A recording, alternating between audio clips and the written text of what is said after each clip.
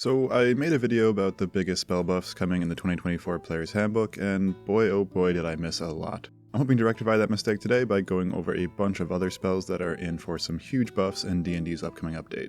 Let's get started with Smite Spells. I wanted to get this one out of the way early. All of the Paladin Smite spells have been changed to be a bonus action that you take after an attack hits, rather than being concentration spells. This puts them in line with the new Divine Smite, which is itself now a spell rather than a feature, and opens up the door to a lot more creative uses. While some might have been slightly nerfed in their impact, this change alone makes them all so much more usable. No longer do you have to worry about missing an attack and then getting your concentration blown before your next turn, losing out on a spell slot for a spell you didn't get to use at all. Divine Smite itself has been nerfed now that it requires a bonus action and is no longer usable twice per turn or on an opportunity attack. Searing Smite can no longer be put out early with an action, which is neither really a nerf or a buff, since you kind of wanted an enemy to waste their action putting it out. Thunderous Smite hasn't really changed at all, except that you can now upcast it for more damage. Wrathful Smite got a bit of a nerf in that it deals necrotic instead of psychic damage, so no longer as usable against some undead, but it too can now be upcast for more damage. Branding Smite, now called Shining Smite, has been majorly buffed in that attack rolls against the target it hits have advantage, kind of like a single target Fairy Fire. This, I think, will be the go-to use of Smite when Paladins have access to second level spells. Similarly, Blinding Smite now automatically blinds the target if it hits, rather than forcing a con save, but the target can still make con saves at the end of its turn to end the blind early. Overall, still a strong buff, and it too can now be upcast. Staggering Smite now stuns the target if it fails a wisdom save, rather than just having disadvantage on attack rolls and ability checks and no access to reactions. This is a pretty significant buff, both offensively and defensively, and it can be upcast now. And Banishing Smite now banishes all creatures to a harmless demiplane, rather than just targets native to the plane you're on. Basically no change except shortening the spell description. So yeah, a mixed bag overall, but the way all Smite spells now use a bonus action pseudo-reaction after an attack hits makes them all stronger. I think they could have buffed Divine Smite's damage a tad to make it more competitive with Smite spells, since it's now almost never worth using unless you're up against a Fiend or Undead, and even then the other Smite spells are arguably better. But I like that Paladins will have a more reliable and versatile set of tools overall. As a small side note, the Ranger spells Ensnaring Strike and Hail of Thorns also fall into this bucket. Good for them. On to the next buff spells, Beast Sense and Find Familiar. These spells are getting a very minor change that I absolutely love. Now you can see through the Beast or Familiar's vision without expending an action, and at the same time as you're seeing through your own vision. This just opens up the door to super cool scenarios where you can have a flying creature survey the battle, able to give you vision of foes behind cover and stuff like that. And you straight up get their special senses now, since you're always in their head. Strong buff for Beast Sense, and a small buff for the already great Find Familiar. Another minorly buff spell is Sleet Storm. Sleet Storm's range got increased by 30 feet, which is a small buff, but the thing I really like about the new Sleet Storm is that if a creature fails its dexterity save, it falls prone and loses concentration. Previously, it was a dex save to fall prone and a regular con save to lose concentration. But as Constitution is a higher average ability modifier on enemies than dexterity, this will work slightly more frequently now. Good change and simplifies things by a bit. Onto a Warlock spell buff, Armor of Agathys, which is now just a bonus action, so you're actually able to cast it in combat, rather than before when you basically had to cast it before a fight broke out. I like this increased flexibility of use. More important than that though is a small wording change that the spell ends early only if you have no temporary hit points, not just the temporary hit points from the spell. So if you have something like a Twilight Cleric granting you temporary hit points every round, or Heroism on you, or Inspiring Leader or whatever, Armor of Agathys stays active for much longer. That's great for boosting the long-term reflective damage of the spell, and encourages teamwork to keep it up. Up next we have Compelled Duel. Just a small change here, the target no longer can make a wisdom save when it tries to move 30 feet away from you, only being able to if it succeeds. Now the creature just straight up can't move more than 30 feet away from you. This means you don't have to keep chasing it down if it keeps passing its wisdom saves, and you can more reliably control its movement for the duration of the fight, keeping it away from your party's backline. A nice buff to a low-level paladin spell that I always really liked for tanking, but felt a tad underwhelming for an expanded spell slot. I think they could have gone even further and made it possible to upcast this for multiple targets. But anyway, now we're getting into the more significant buffs with Phantasmal Killer. Previously, a target became frightened of you if it failed a wisdom saving throw. Then, on later turns, it took 40-10 psychic damage on a failed save, or ended the spell on a success. Now, the spell deals 40-10 damage up front, or half that on a failed save, and the creature continues to take the damage if it keeps failing saves, but no half damage on a successful save in later rounds. Also, importantly, the spell no longer inflicts the Frightened condition. Instead, the creature has disadvantage on ability checks and attack rolls for the duration. So not only does it work on creatures immune to the Frightened condition, but it can't be turned off by moving out of your line of sight. The downside is that the creature can willingly move closer to you with this change, so it's not as good for kiting, but I think it's still a significant buff overall. Another spell buff I really like is Cloud of Daggers.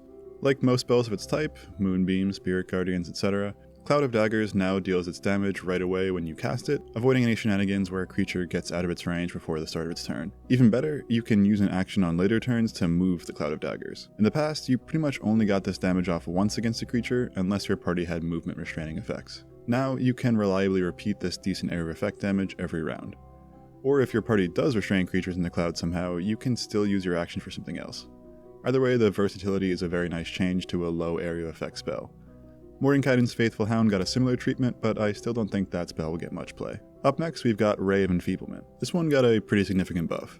In the past, it was a ranged spell attack that caused the target to deal only half damage with strength-based weapon attacks for up to 1 minute if it hit. It had to pass a Constitution save at the end of its turns to end the spell early. Now, the spell uses a Constitution save instead of being a ranged spell attack, which is technically worse, but the effect is much stronger. Even if the target succeeds on its save, it has disadvantage on the next attack roll it makes. This is slightly stronger and a whole lot more versatile than the 2014 spell. Even dexterity-based creatures or creatures who don't attack with a weapon will be affected by it, albeit just for 1 round.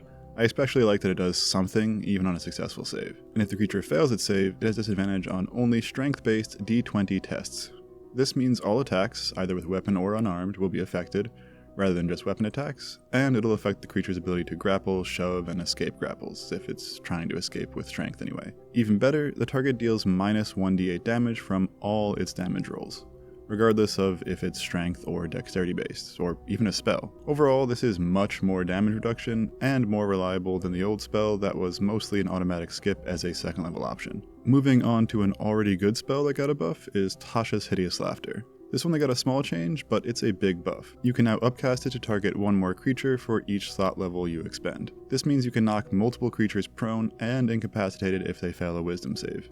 It's gone from a premier low-cost spell for single target shutdowns to a tempting option at higher levels, especially against a group of low wisdom creatures who are prone to fail the save. Your melee party members can go 1 by 1, smashing the prone targets with advantage, or just forget about them entirely until they're done dealing with other threats. Even if a creature passes their save from taking damage, they can't stand up until it's their turn again in combat, so depending on the initiative order, multiple party members can take advantage of them being prone. Flavor thing here, but I also enjoy that the spell specifies that a creature only laughs if it's capable of laughter. No longer do DMs have to roleplay how a purple worm laughs. Anyway, we're getting into a lot of buffs for summon/conjure spells now, starting with Conjure Elemental. This spell got entirely reworked, but it's stronger in its 2024 version. Instead of summoning an actual elemental that could turn on your party if you lost concentration, it now puts down a static elemental for 10 minutes, rather than 1 hour, that deals 88 damage of a type dependent on the elemental's type, and restrains the target if it fails a dexterity save. The restrained creature takes another 48 damage and stays restrained if it fails to save again on later rounds at the start of its turns. This is quite a bit more damage potential than the summoned elementals of the old spell could deal, generally 48 plus 3 to 5, albeit without multi-attack to hedge your bets. The downside is that you can't move the elemental, so it's kinda like the old Cloud of Daggers now. But interestingly, the spell upcasts for plus 2d8 damage per slot level, and since it doesn't specify whether this is just for the initial damage or for both initial and ongoing damage, I'm inclined to think it applies to both. Maybe errata will clear this up at some point, but it seems clear to me that a bonus 2d8 damage per slot level on both damage sources is a great reason to upcast this spell. More damage, more control, a solid buff. Moving on to a summon spell, Summon Undead, which got some major buffs to its ghostly and putrid forms. Where the ghost before forced a wisdom save after hitting to frighten the target is now automatically frightened if the attack hits. That's much more consistent crowd control than before, like a 40 percentage point buff. In the same vein, the putrid form's Rotting Claw now automatically paralyzes a target if it hits it and it's poisoned. Before, it required a failed con save to do that, so that's like a 45 percentage point buff. And since their Festering Aura trait poisons creatures within 5 feet who fail a con save at the start of its turn, this is a very reliable way to paralyze targets in combat, huge offensively and defensively. Continuing with the theme, up next we have Giant Insect. Instead of transforming a group of bugs into a giant bug, Giant Insect is now just a regular summon spell. It comes with its own singular stat block with different effects depending on what you summon, like Summon Undead. A flying wasp with no special abilities, a spider with Web Bolt, or a centipede with Venomous Spew. The spider's Web Bolt brings the target's speed to 0 if it hits it, at a 60-foot range, so great for kiting melee enemies. The spider's web bolt now actually does damage, and brings the target speed to 0 if it hits it at a 60-foot range, and no longer requires a recharge, so this is great for kiting melee enemies. And you can make that attack twice with multi-attack, or more if you upcast a spell to 6th level or higher. The centipede can now poison a target who fails a con save within 10 feet for a bonus action. That means you can still multi-attack with it on the same turn. A reliable way to lock creatures into place with a spider or poison them with a centipede means that this is a very strong summoning spell. And with a hefty 70 hit points and 15 AC to boot at 4th level. That's a plus 3 AC plus 67 hit point buff for the wasp, a plus 1 AC plus 44 HP buff for the spider, and a plus 18 HP buff for the centipede, compared to the scorpion it replaced. Plus, all insect forms now get spider climb, not just the spider. It's also a plus 16 damage buff, assuming both attacks hit, for the wasp, twice as many web attacks that actually deal 12.5 average damage each now instead of 0 and requiring a recharge for the spider, and actually minus 11 damage for the centipede compared to the old scorpion. The spider will be my personal go-to if and when I use this spell. Turning to a non-summon, non-conjure spell, let's look at Chromatic Orb. This got one of the most fun buffs of any spell in the 2024 PHB, and it's strong as well. Now, if any of the 3d8 you roll for damage are the same number, the spell jumps to a creature within 30 feet of the target, and you deal equal damage to them if that attack hits. There's a 34% chance of that happening. Pretty solid. And if you upcast it, you get an extra damage die, same as always, but now that extra damage die increases your odds of a jump.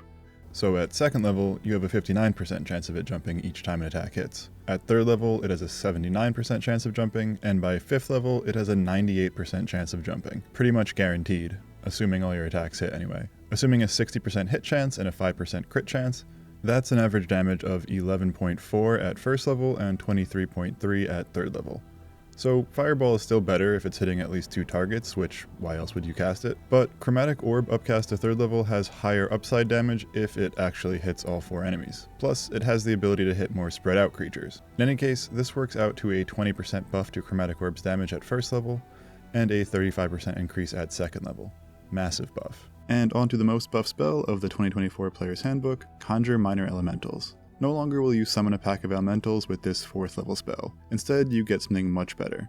Whenever you hit a creature within 15 feet of you with an attack, you deal an extra 2d8 elemental damage, your choice of which. And the 15-foot area is difficult terrain for enemies, even if you can't see them, same as the new Spirit Guardians. This lasts up to 10 minutes, concentration permitting, so you might even get multiple fights out of one casting. The really good part? Its damage increases by 2d8 per slot level above 4th.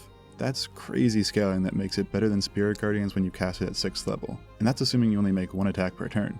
If you have extra attack as a War Wizard or some other way, or Eldritch Blast, or Scorching Ray, especially an upcast Scorching Ray, or really anything that involves multiple attack rolls, your damage potential goes way up.